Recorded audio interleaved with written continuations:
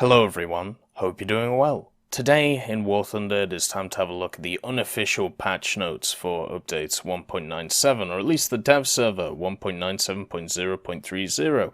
These are put together by Father Gentlespie, and I just want to thank him for putting this together. It's really a key part of the community Gentlespie has found himself in with a lot of other people. The set of data miners and user mission makers bring so much to the game and give us so much information. It is truly something to be thankful for. So thank you to him for putting this together, and if you want to, go thank him or go and see his work, I'll leave a bunch of links in the description so you can go and hit him up. So let's talk about the stuff which was in on the dev server, which it wasn't really talked about when it came to the actual official notes and all of that stuff. So we have, first of all, a bunch of new FMs. The first one being the AA-4B. So this is of course the new high tier jet for the Americans. I believe it's called the Skyhawk.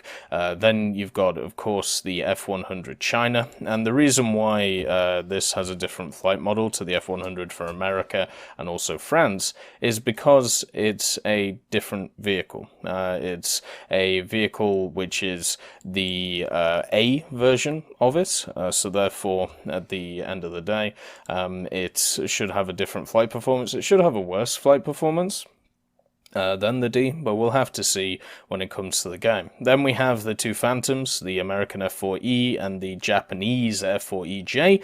It should be very similar. The EJ should have slightly different performance, but it shouldn't be anything to really write home about. The Ju-188, the new bomber, the frontline bomber for the Germans. I'm really looking forward to that, and it also shows how ridiculous the grief is in the game, by the way, and also the 288, the K-29, the K-52, the new Soviet helicopters. Seen a lot of people worried about the Ka-52. I understand why, especially after, the addition of the Ka-50. At least the Ka-52 you're going to have to grind out and, actually get through the research of, so that's better than the Ka-50. But my general opinion when it comes to top tiers, it's a dumpster fire and has been for a very long time, so all I do is just laugh at it.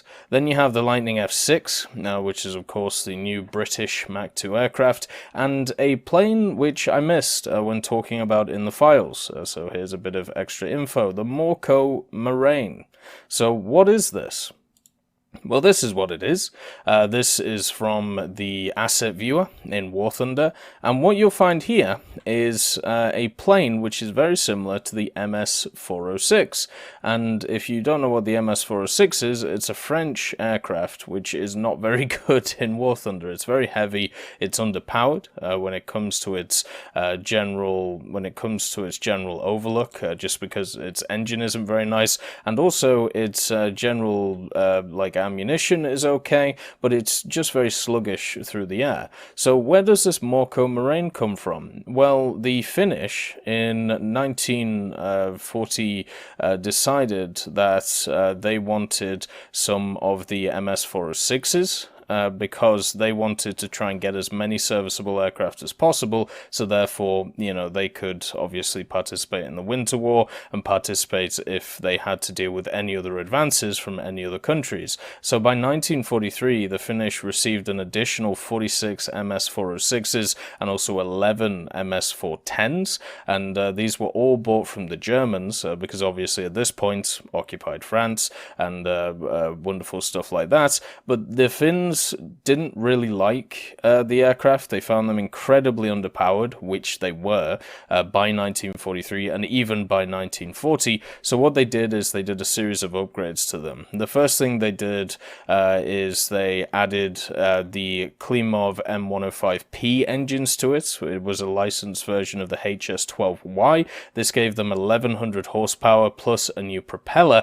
They also strengthened the airframe and also the engine cowling, gave it a BF-109's oil cooler, because why not? And then also on top of this added some new guns to it.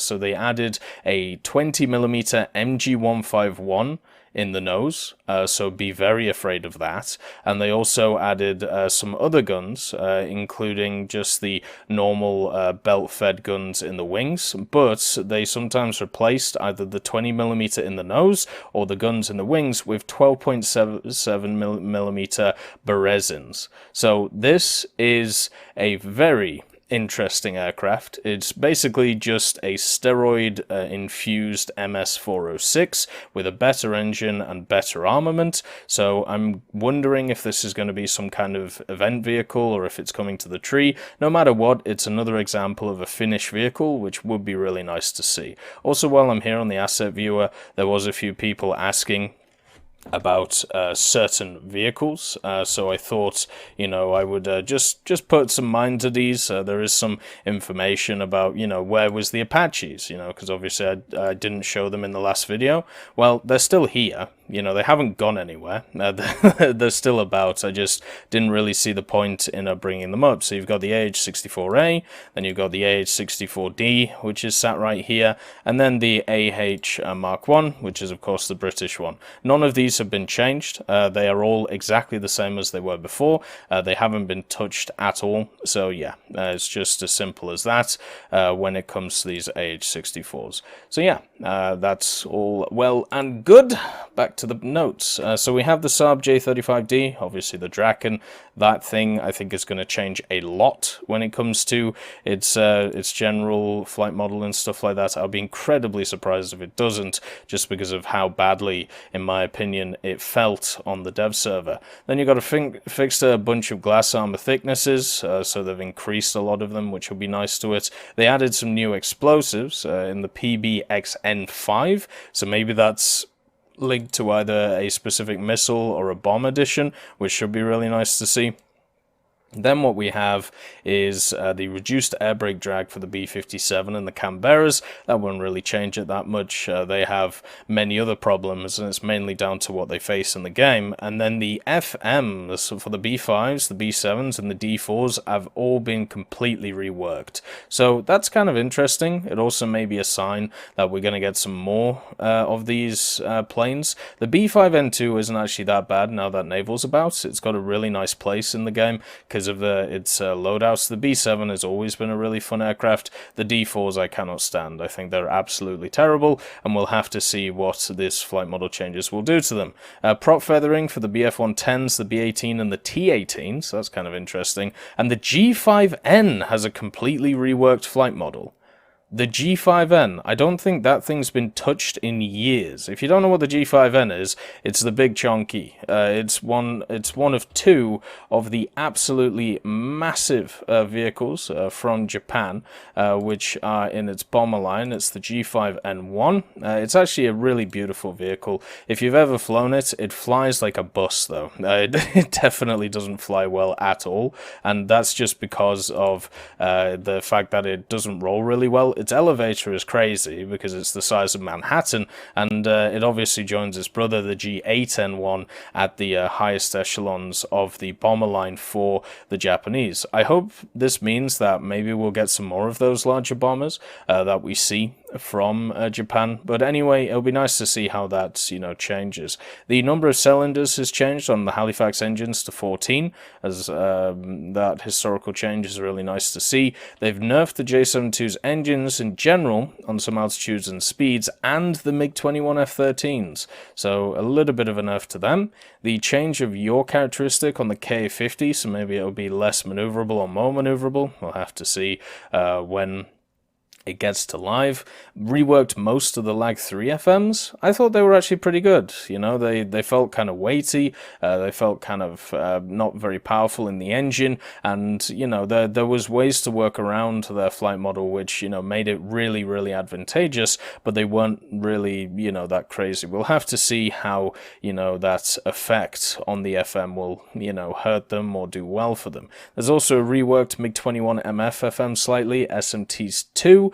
So there's a lot of top-ranked changes when it comes to aviation. It's going to completely shape or change up the meta when it comes to it, especially with the new additions of the F4E and the Lightning and stuff. It's a really volatile time for top-tier aviation, and I'm really looking forward to it. And, the discussions that people are going to have around it. Then the P1Y1's FM's getting reworked. I hope they don't change it too much. The P1Y1 isn't great in the game, but it fits a really nice niche when it comes to ground forces and also when it comes to naval forces too. The Swift F7, now this is an interesting one. The fuel consumption on the afterburner has been increased from times 1.0 to times 1.5. So you are going to burn through a lot of fuel when it comes to Swift F7 if you keep that afterburner on. So there's now going to have to be a choice being made here. Maybe that's a good thing. Maybe you become lighter quicker, you become more maneuverable, all of that good stuff. But at the same time, you're going to have less time on the battlefield. So it's going to be interesting to see how people deal with that and what's going on. So yeah, I think that's another high-ranked change which should make quite a large difference to a plane which is already really good. If you've ever played the Swifts, I was lucky enough to research both of them the last few months and play a bit of them. Been having a really fun time with them. They reworked how most of the sensors work on radar and stuff, so once again, another improvement on radar. You've got to remember, radar in-game is still only a year old, and if you look at the very primitive radar that was about when the Tunguska was added and compare it to now, it is insane. Like, the fact that the new Ka-52 has a ground radar is just magnificent. The naval radars as well, how they work, they are wonderful. So I can't wait to see another expansion into how general radars work. And on top of that, we have new Arbalete radars, the PS-03, which is Swedish, the APQ-120 for the US, and the APR-36 for the US. I think the APQ-120 is the one on the Phantom. I could be wrong about that, but I do remember reading about it when, looking around for the EJ Kai, but it's really nice to see, once again, more radars in the game and see how they work. We obviously already had a look at the new ships. The only ones I haven't really commented on too much are the Portland and, of course, the Sverdlov. It's nice to see them, but they're going to get annihilated by Hippers and Grafspies, so there's not really much point in them, unless, you like masochism. The Megami Mikuma is nice to see, and I'm happy that they've decided that they want to add a premium which isn't just flat out better than its tech tree counterparts.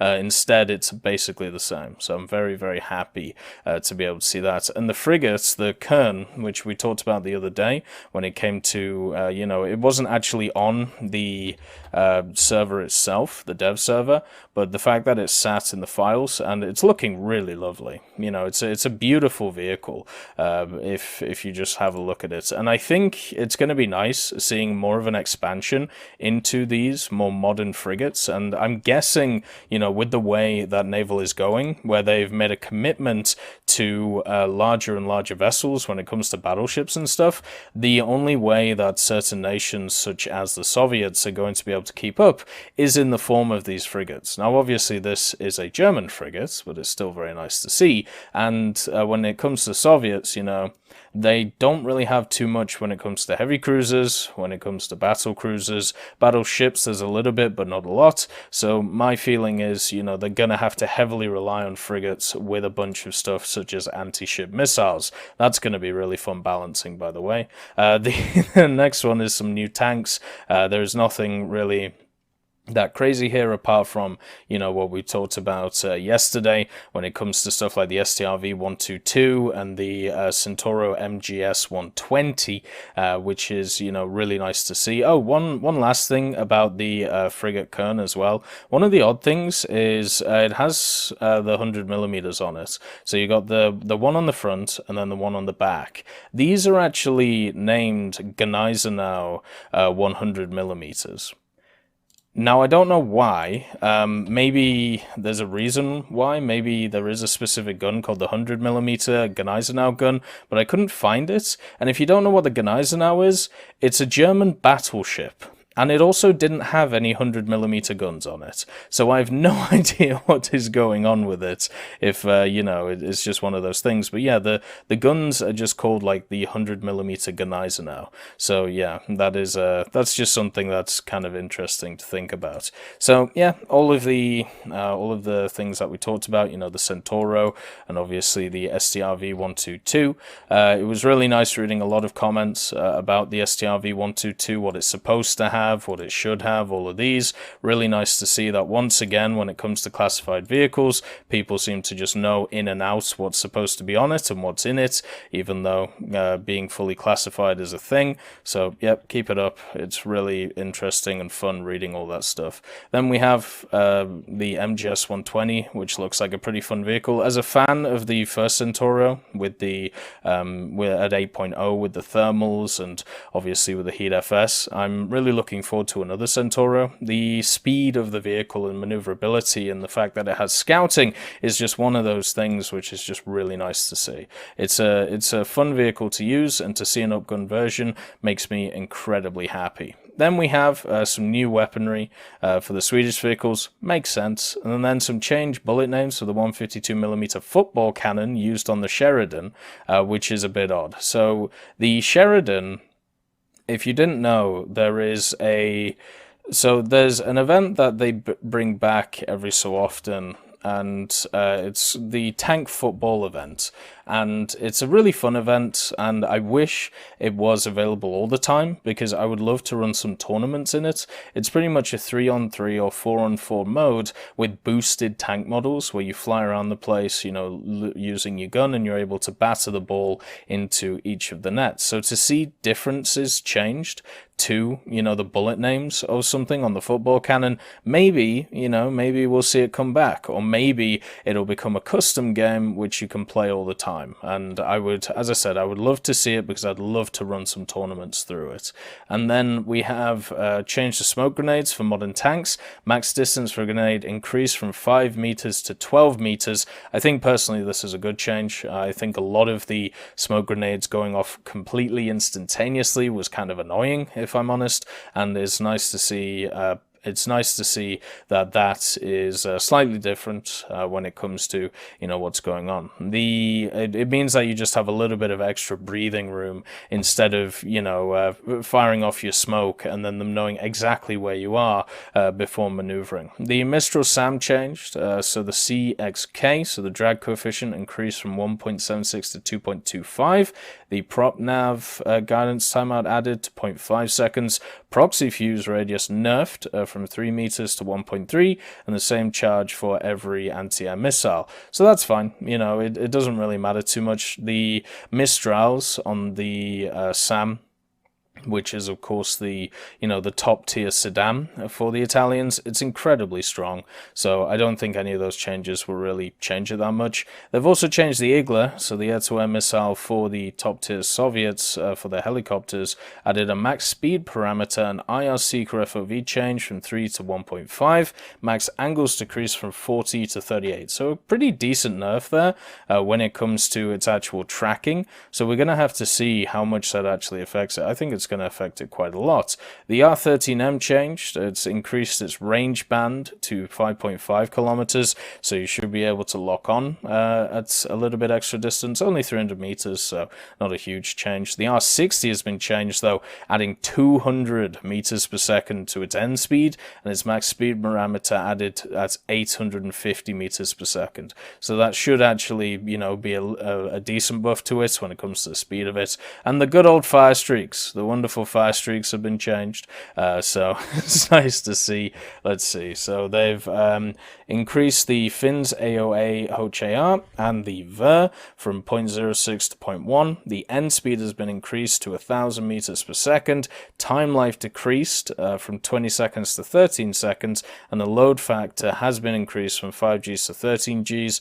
Max long lock angle increased from 15 to 20, and the max seeker angle from 15 to 30 added new parameters notable and table. So it seems what they've done with them is they've made them much shorter distance when it comes to where they're actually acting, but in that distance they're a lot more maneuverable and they're able to hit stuff at a greater click, so faster. So they're going to turn a lot better, they're going to go a lot faster, but they're not going to go as far.